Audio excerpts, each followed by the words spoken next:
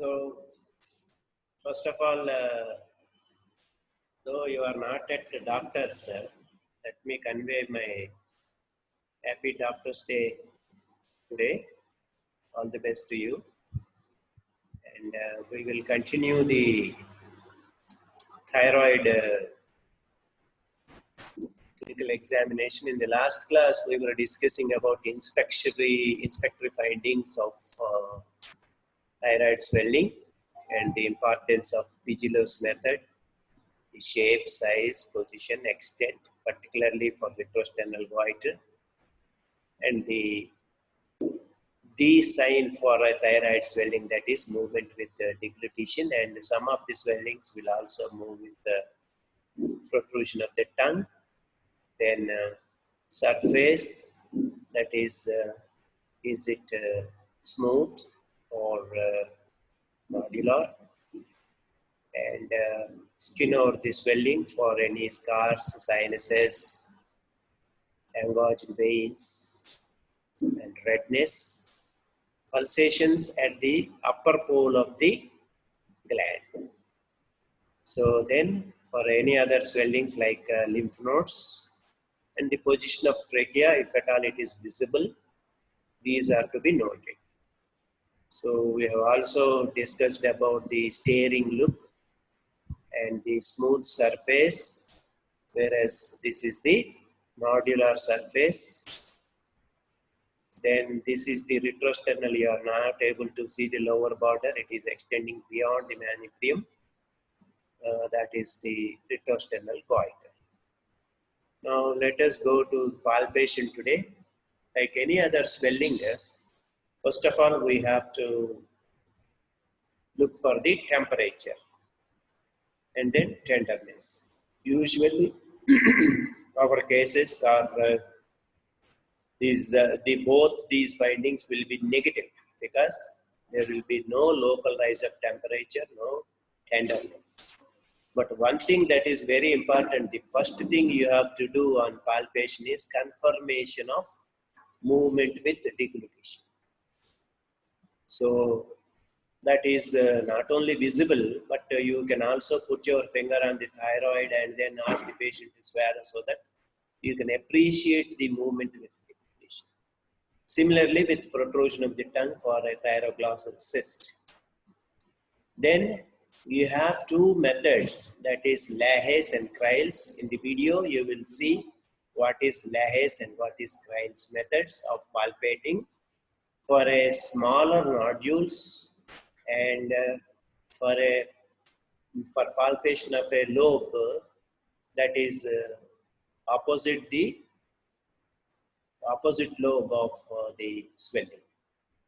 Then you can appreciate the shape, the size, confirmation of the size, the position where it is exactly.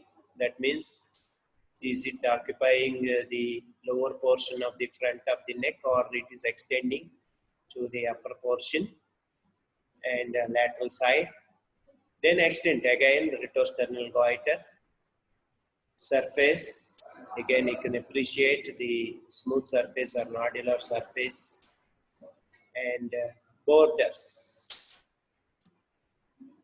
So here consistency, there is in solitary nodules particularly, there is what is called as thyroid paradox. Can you tell me what is this thyroid paradox? For particularly solitary nodules of the thyroid, there is what is called as thyroid paradox as far as consistency is concerned. What is this?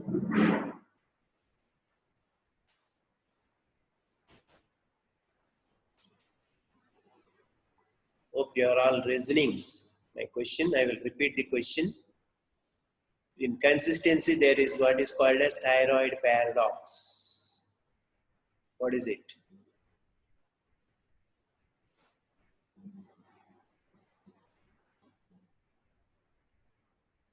Not heard previously.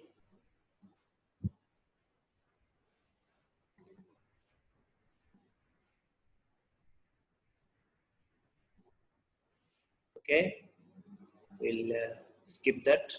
We'll go further presentation. Then you have to appreciate the pulsations over the superior pole of the thyroid, particularly in cases of hyperthyroidism or sometimes in malignancy also. And similarly, thrill also. And finally, you have to say, you know that thyroid moves with deglutition, but still you are supposed to find out the plane of the swelling. That is, how do we find? First, we will pinch the skin so that we will demonstrate that it is not attached to the skin. Then you have to move the swelling both vertically and horizontally. Benign and most of the malignant swellings will move unless they are fixed to the underlying structures.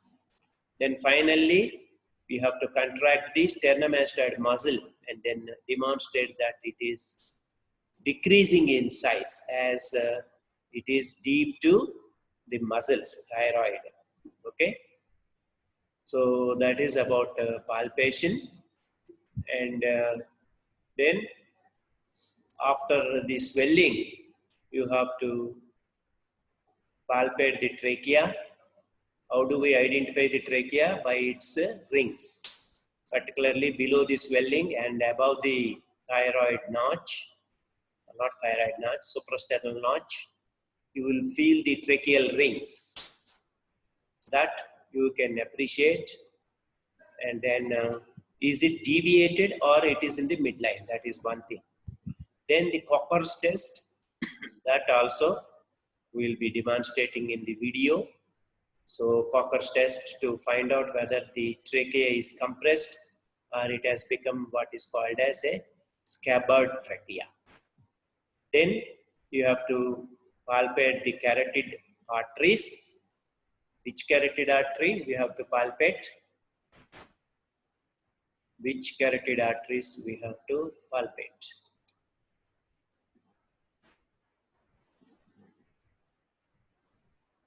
External, one answer I have received is external. Okay. Any other answer? External. So two answers I have received. Common. Yeah. Common carotid. Anybody wants to go for internal carotid also?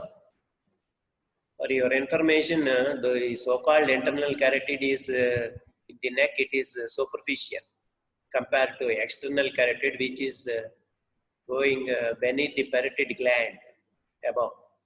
So in the neck, so 7044, correct answer you have given common carotid. It is not external. That's misleading. That because the name is external, you think that it is the one which we have to palpate. No, it is the common carotid artery. And what is the location where we have to feel the common carotid artery is like this, where it divides, just before it divides into both common and internal, not common, external and internal carotids, you have to palpate. So that is at the junction of upper 1/3 and lower 2/3 of the neck, and that is medial to the sternomastoid muscle.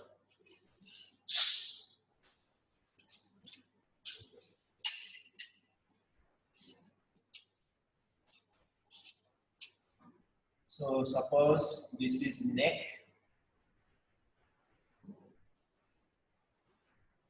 This is the sternomastoid muscle like this. So this is the junction of upper 1/3 and lower 2/3. So this is the line. And you can also connect it to the chin, of course. That is another method. So this is where medial to the sternomastoid.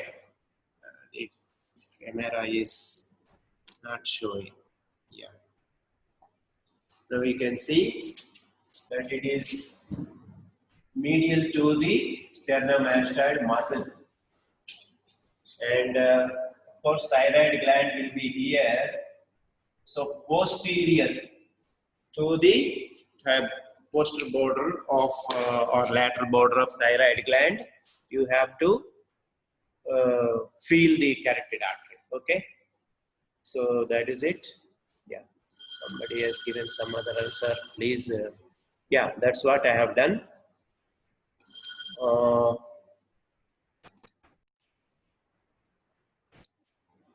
So suppose the carotid artery pulsations are not there,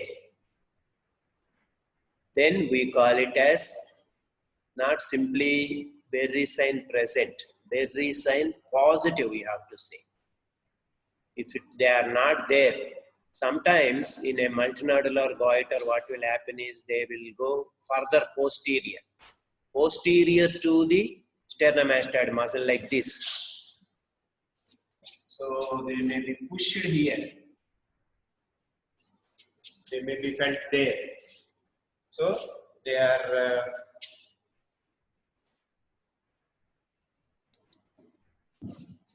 so they may be pushed posteriorly.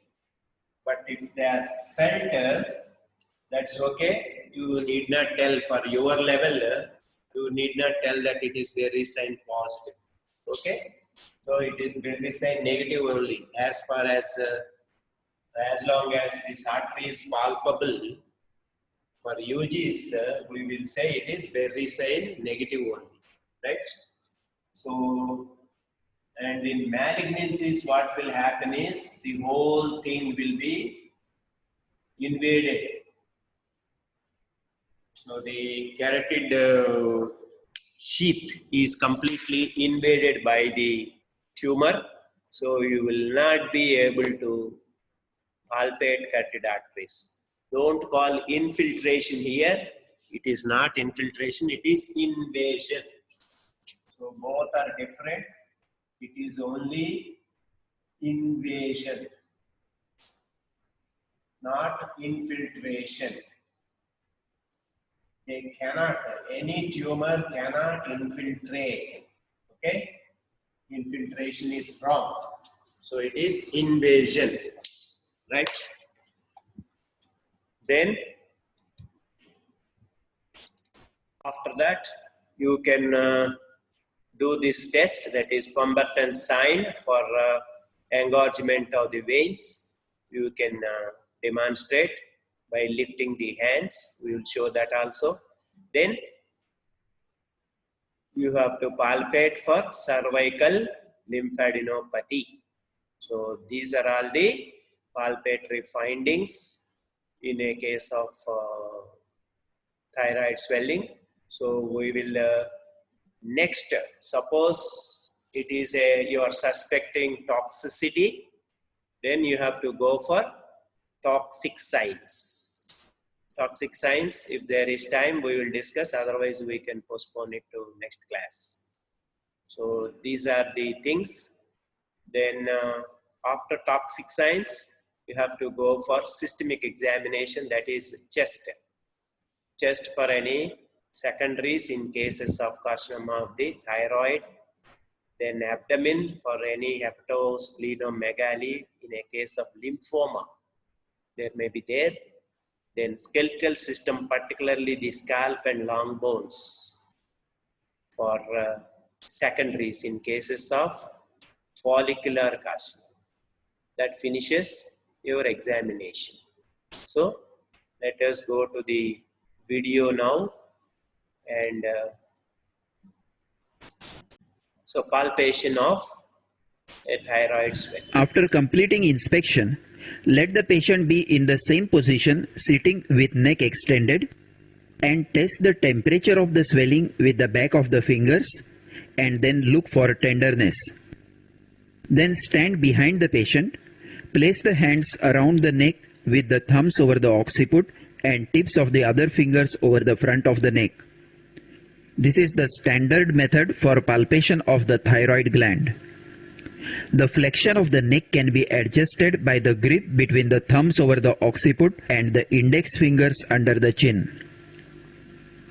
Now keep the neck slightly flexed to relax the deep cervical fascia and ask the patient to make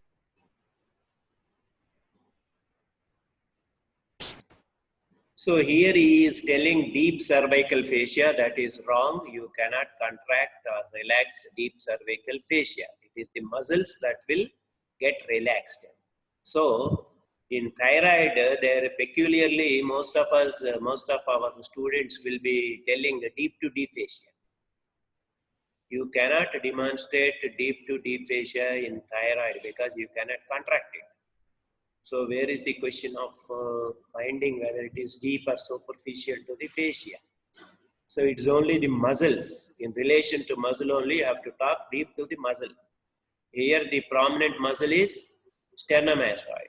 So for unilateral swellings, that side sternomastoid you have to contract.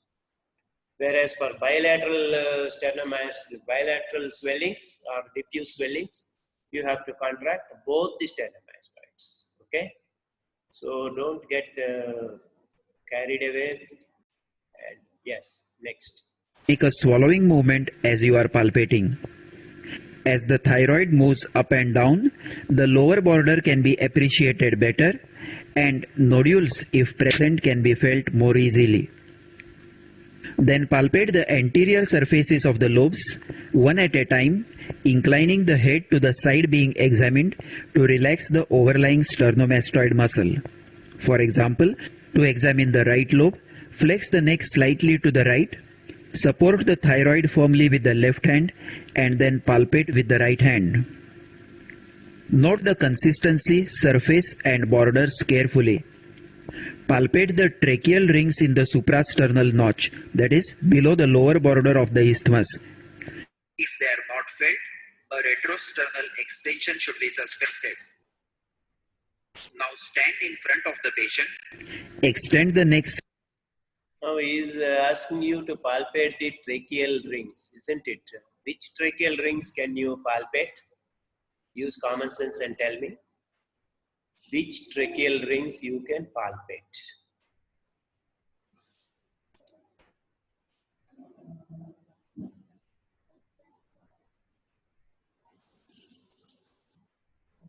Six, 7. So 5, 6, very good. So why 5, 6? Why not 1, 2, 3, 4? Why not 1, 2, 3, 4? From the starting, why can't you palpate trachea? Why only from 5 or 6 even? Isthmus, very good, isn't it? So isthmus will be occupying second, third and fourth.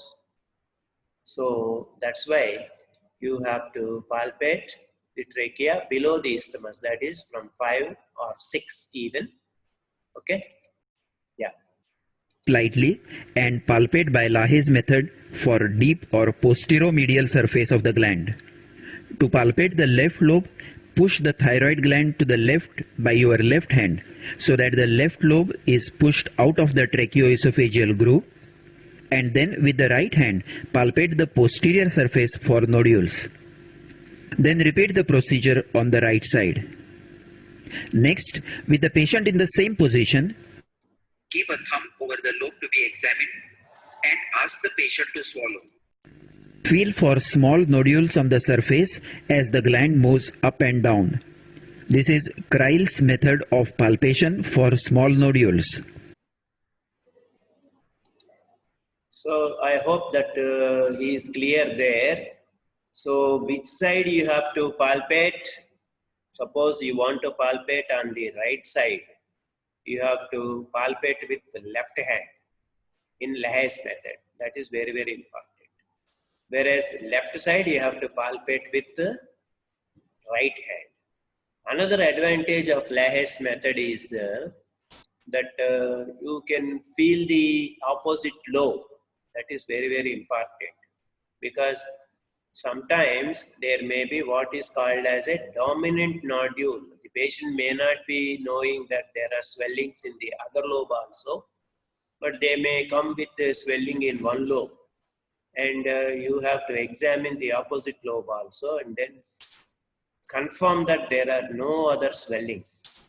There are smaller swellings on the opposite lobe, then you have to say it's a dominant nodule of a multinodular goiter. Whereas only one lobe is involved, then you will call it as either solitary or isolated nodule. So that is the advantage of Lahaye's method. So opposite hand, you have to feel. Then similarly, Kreil's is for small swellings. Okay, you can appreciate better with the Kreil's. Okay. During palpation, first you should determine whether the entire thyroid gland is enlarged, or is it an affection of only one lobe, or is it a single nodule.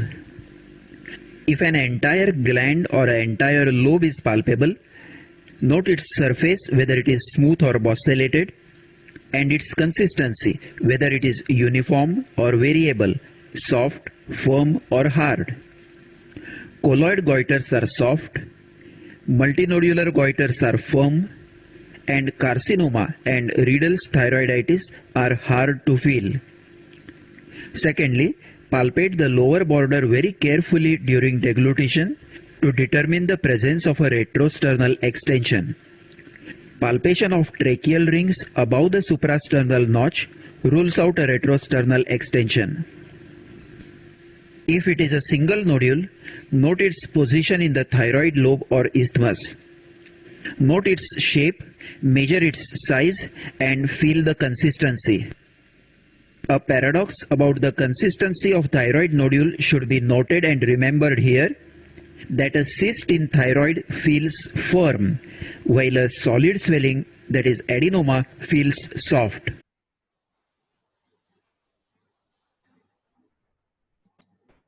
So now you know about the thyroid paradox. So in a solitary nodule, a cyst, because the fluid is under tension, it will be, instead of being soft and fluctuation positive, it may be feeling as a firm swelling. Whereas an adenoma may be feeling like a lipoma. So that's why it may be soft in consistency. That is the thyroid paradox, right? This you may be asked in the exam. So remember that. So that is, a cyst in thyroid feels firm, while a solid swelling may feel soft.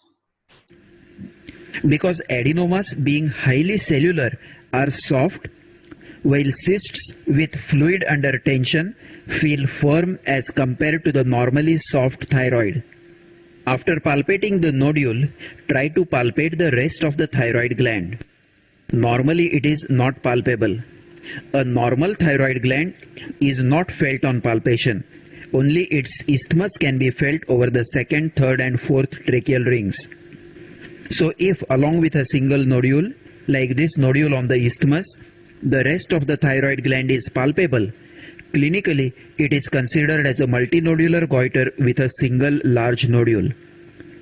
But if the rest of the gland is not palpable, as in this case, then it is considered as a solitary nodule.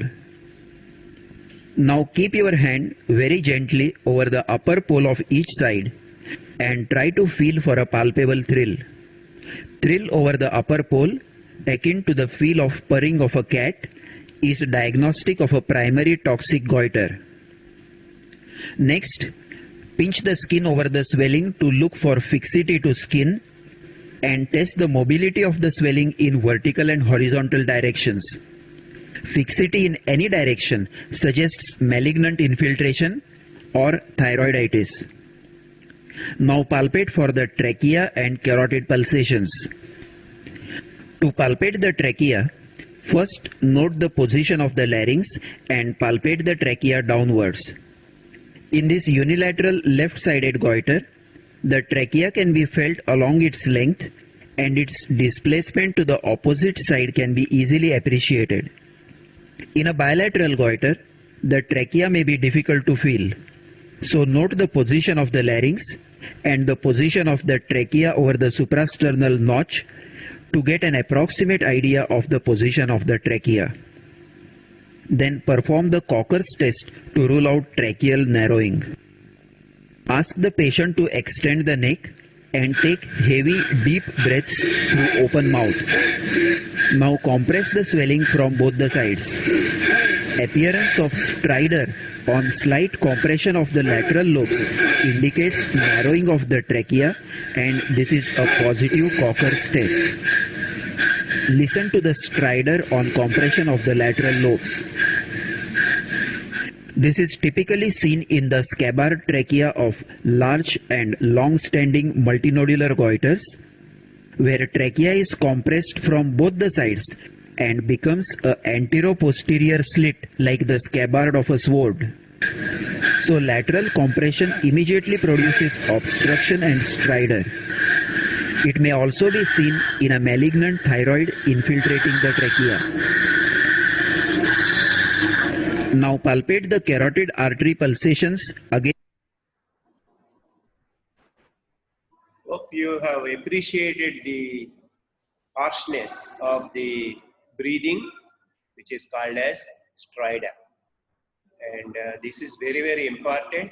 Whenever there is stridor, you have to think of either a benign multinodular goiter which has grown into enormous size, compressing the trachea from both ends, or the malignancy where it can infiltrate into the trachea even. So in these two situations, there may be a Cocker's test results positive, and there may be harshness of breathing and even sound can be produced. So that is very important, and you have to, in the exam, of course, we may not get these cases. So just for appreciate this, we have kept this. Okay. The transverse process of the sixth cervical vertebra between the posterior border of thyroid and the sternomastoid.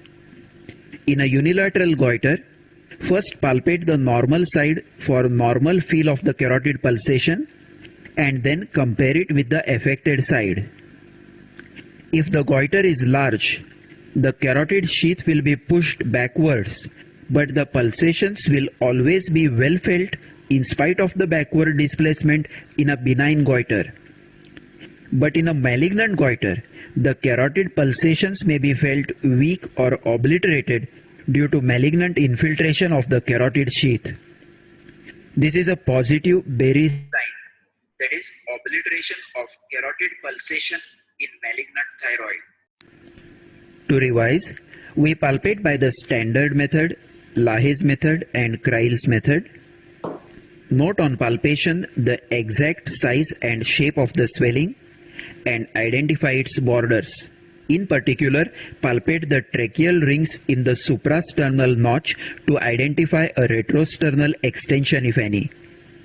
Then note the surface and the consistency of the swelling and palpate carefully by Lahaye's method and Kreil's method for small nodules within the gland. In case of a single nodule, note whether the rest of the gland is palpable. Now look for a palpable thrill over the upper pole and for fixity to skin or deeper structures. Lastly, palpate the trachea and the carotids. Trace the trachea, look for deviation from the midline, and if goiter is large or bilateral, perform the Cocker's test. Lastly, palpate the carotids behind the posterior border of the swelling. Now you tell me what extra I have told you apart from what he has demonstrated. What else we have to palpate in the neck apart from what he has shown? If you are carefully listening, you will be knowing What extra I have told you? What other thing you have to? Yes, very good. Cervical lymph nodes. You have to feel. Okay, this you should never forget, because sometimes the swelling in question may be a lymph node rather than a thyroid swelling, and this lymph node may be related to thyroid, maybe because carcinoma of the thyroid may be there, and that is very small in size, but still it has spread to the lymph node. These lymph nodes where the primary tumor is not palpable in the neck, what do we call them?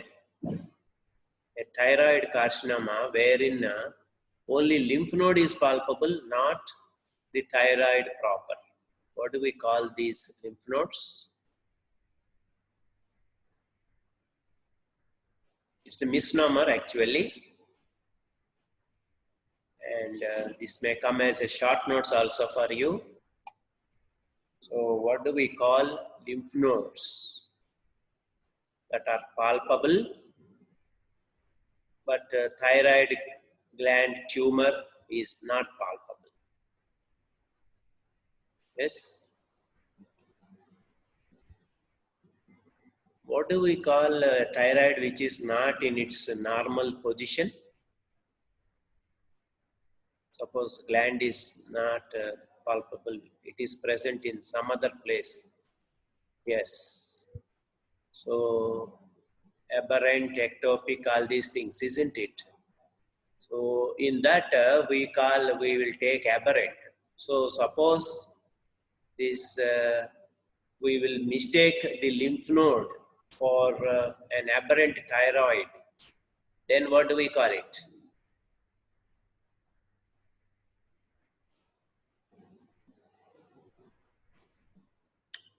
We thought that it is an aberrant thyroid, a lymph node. Then what do we call it? It's a misnomer, already I told you. It's only secondary in the lymph node. So you add another word, that is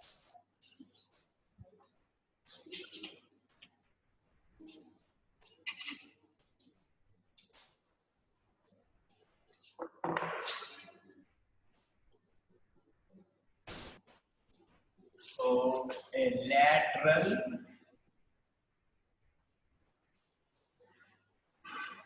aberrant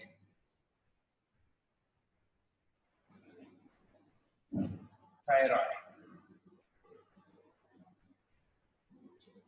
Though the name thyroid is given, it is not thyroid. Why then it is called as lateral aberrant thyroid is, if you do FNAC, the pathologist will report it as thyroid tissue seen. That's all. Follicular cells are seen, papillary structures are seen, like that he will give. Though ultrasound wise also, it is proved that it is lymph node, not thyroid. So that's why it is given as lateral, the name lateral aberrant thyroid. This may be a short notes for you. So that is important. Now, so after the lymph nodes, another sign that is, of course, it is in inspectory sign only.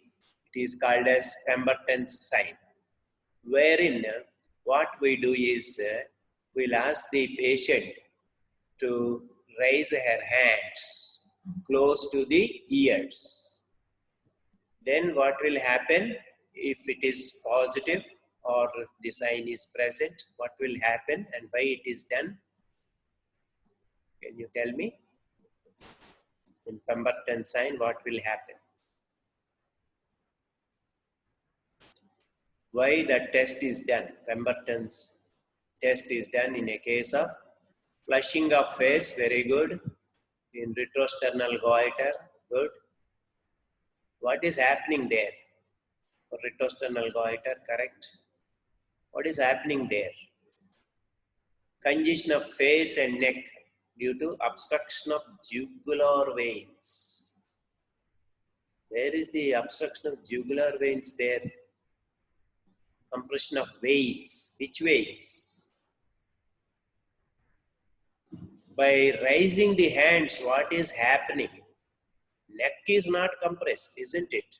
Superior, ultimately superior vena cava. Ultimately. Actually, it is not superior vena cava. At the thoracic inlet or outlet, whatever you call, the space already that is less because of this retrosternal goiter or extension of carcinoma of the thyroid.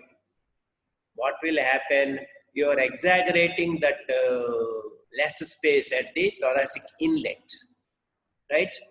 So already there is compromised space. Now you are exaggerating it. So the neck great veins in the thoracic inlet, so-called innominate veins, ultimately, of course, superior vena cava. So they will be compressed. That is one. Another thing is, by raising the hands, what is happening to the blood flow, particularly veins? By raising hands, the whole blood is going into the thoracic inlet. So that is also adding. So more blood flow, less space. That's why they will be compressed, and the neck veins and facial veins will be congested. So that is the so-called Thumberton's sign, right? This is seen in either a retrosternal goiter or extension of carcinoma of thyroid, either in the form of gland itself or lymph nodes. They may compress the thoracic inlet. Okay, that finishes palpation for the thyroid swelling. Then we will go for toxic signs. So toxic signs, of course, Knapp-Seeger's method is where we will go back to the patient, and then over the head we will see whether the eyes are prominent or not, so that you can see, you can demonstrate an exophthalmos. Similarly, Dalrymple's is, you will see the upper cornea visible. So that is called as lid retraction. It is because of spasm of the lid muscles. So that is Dalrymple's. Van Kerf's is when the patient is asked to look down, his upper eyelid will not follow the eyeball. There is a lag there. This is also a very typical sign of toxicity. Then Geoffroy's, if the patient is asked to look up, thereby producing wrinkling of the forehead, that may be absent in toxicity. Stelmach's is because of staring look, there is infrequent blinking. And failure of convergence is called as Mobius sign. At least 3-4 signs you have to demonstrate in a toxic case. Then chemosis is edema of the conjunctiva and ophthalmoplegia, both external and internal ophthalmoplegia because of toxicity. So there is the functioning is less. So in any case of whether, irrespective whether it is primary or secondary, first thing is you have to look for eye signs. Then you have to go for CNS. So tremors, how to demonstrate tremors, all of you know. So extension of the hands, and then if they are very subtle, what you can do is you can put a paper over the hand, back of the hand, so that that paper movements can be appreciated well. There is also, in some cases, proximal muscle weakness. And CVS, most of the cases may be seen in secondary thyrotoxicosis with at least edema of the feet, and some cases even CHF. Rarely you can demonstrate. It is very rare for pretibial myxedema. This can be seen in primary thyrotoxicity. So that finishes the toxic signs. Now let us view the video for toxic signs. Okay.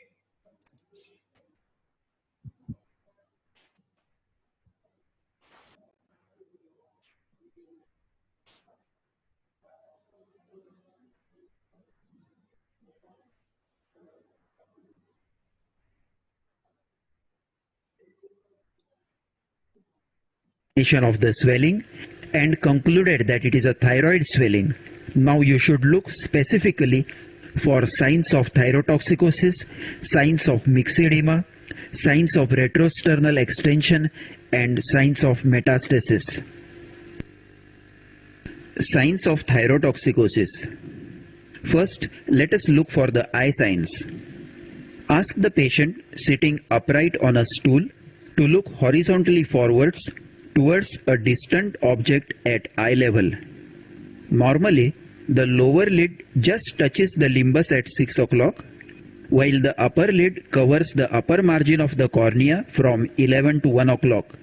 Limbus is the corneal margin. The early eye signs of thyrotoxicosis are lid retraction, lid lag, and infrequent blinking. The earliest eye sign to appear is the lid retraction with resultant widening of the palpebral fissure, also termed as Dalrymple's sign. Note here the lid retraction which is more prominent in the left eye. The upper lid is retracted due to tonic contraction of the involuntary part of the levator palpebrae superioris, thereby exposing a strip of white sclera above the superior limbus. This results in a typical staring and frightened look of a thyrotoxic patient. This is associated with infrequent and incomplete blinking of the eyes, termed as Stelzweig's sign. Note how infrequently the patient blinks, and when she blinks, it is only partial. Now test for lid lag or von Graff's sign. With the left hand, fix the patient's head to prevent neck flexion or extension. Hold your right index finger in front of the patient's eye at a distance of 40 centimeters and asking the patient to follow the finger, move it upwards and downwards. When the patient looks downwards, the upper lid lags behind and a larger portion of the white sclera is exposed on looking down. This is a positive von Graff's sign. With further progress of thyrotoxicosis, there is actual bulging of the eyeballs due to retroorbital edema and fat deposition. This is termed as exophthalmos. Ask the patient to stare horizontally forwards, and a strip of white sclera is visible between the inferior limbus and the lower eyelid. This has nothing to do with the upper lid retraction, and it is due to actual forward bulging of the eyeball, that is exophthalmos. Now to note the amount or degree of exophthalmos, examine the eyes by Nafziger's method. Stand behind the patient, tilt the head of the patient backwards to observe the eyes in supraorbital plane.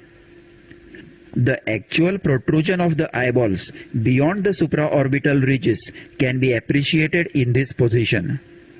Normally, the eyes do not project beyond the supraorbital ridges. Now ask the patient to look upwards with head tilted slightly downwards. Look for the transverse wrinkles over the forehead which are seen in a normal individual in this position. Absence of wrinkling of forehead in thyrotoxicosis is positive Geoffroy's sign.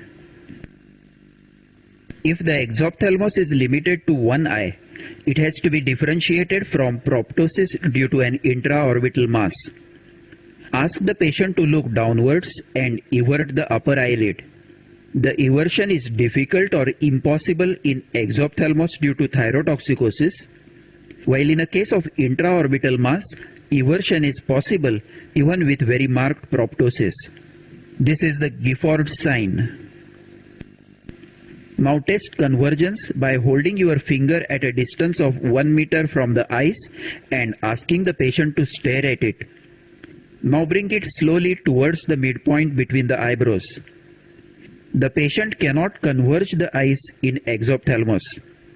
This is a positive Mobius sign. Convergence is slow, jerky and incomplete.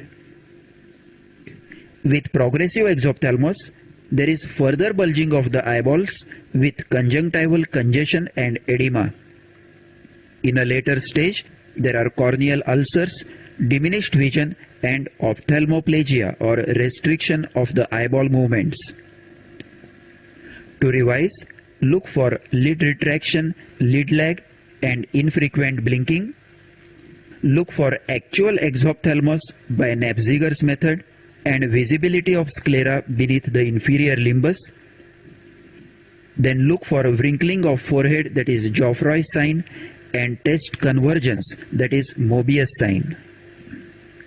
We are examining for the signs of thyrotoxicosis, and we have now studied the eye signs in thyrotoxicosis.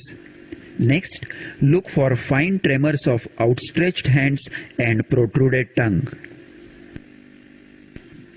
Ask the patient to stretch out the arms with slight fanning of the fingers. Thyrotoxic patients will always show a fine tremor of the fingers. This is another patient with a thyroid enlargement.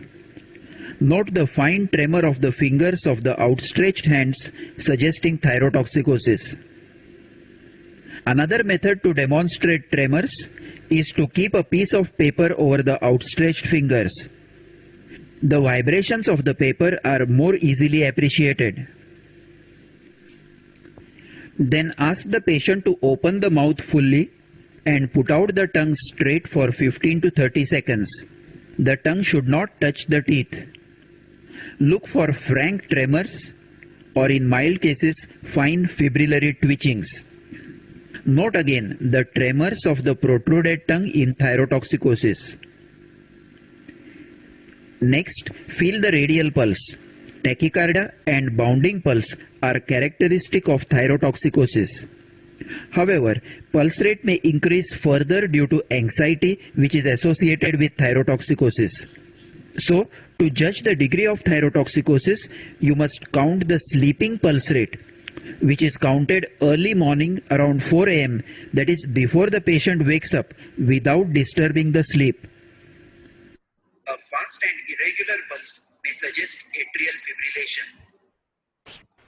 Feel the palms and feet of the patient. In thyrotoxicosis, they are warm and moist, and the legs may show pretibial myxedema with thickened hyperpigmented skin and coarse hair. Lastly, another characteristic sign of thyrotoxicosis has already been studied by us during the examination of the goiter.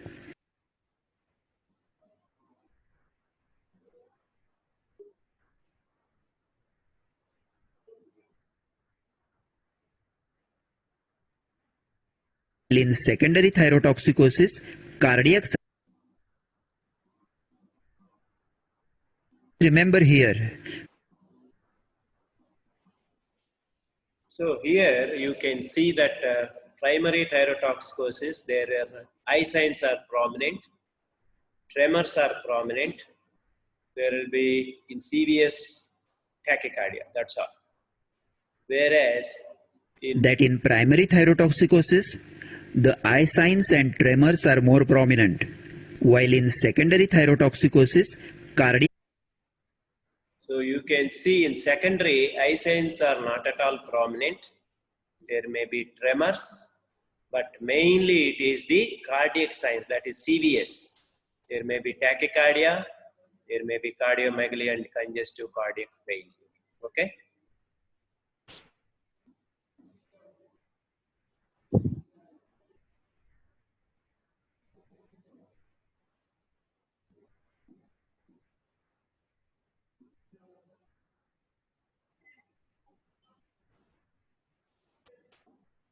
So that finishes our examination. Then we will go for systemic examination. Already I have told you. So that is in nutshell about the examination of a thyroid swelling. In the next class, what I do is I will give you a thyroid case capsule and first 8 numbers should participate in this. Your either register numbers or your roll numbers, whatever it is. First 8 people should come forward for this.